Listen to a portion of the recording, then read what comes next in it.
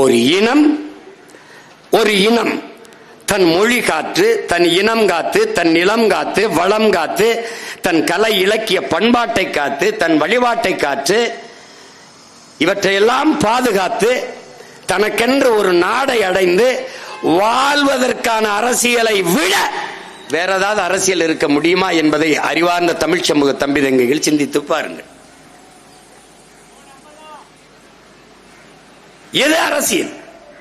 ஒரு இனம் தனது விடுதலைக்காக போராடுவதை விட அரசியல் உண்டா? பறிக்கப்பட்ட உரிமையை போராடி பெறுவதற்கு போராடுவதை விட அரசியல் உண்டா? அடிமை நிலையில் இருந்து உரிமை பெற்று மீள்வதற்கு வாழ்வதற்கு போராடுவதை விட ஒரு ஆகச் சிறந்த அரசியல் உண்டா?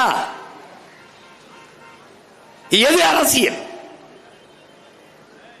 கண் முன்னே என் இனம் கொன்றொழிக்கப்படுகிறது அநீதியாக. அதை தடுக்க காக்க போராடுவது, அதை விட அரசியல் வேற ஏதாவது உண்டா? கொன்றொழிக்கப்பட்ட எனது மக்களுக்கான நீதியை கேட்டு போராடுவதை விட புனிதமான ஆகச் சிறந்த அரசியல் ஒன்று இந்த உலகத்தில் உண்டா? எது அரசியல்?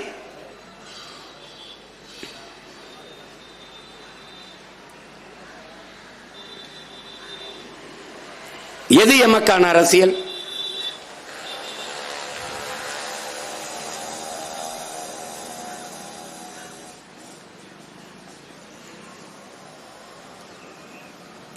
சொல்லி சொல்லி ஒரு குற்ற உணர்வை தள்ளி ஈழத்தை பேசுவார்கள், ஈழத்தையே பேசுவார்கள்.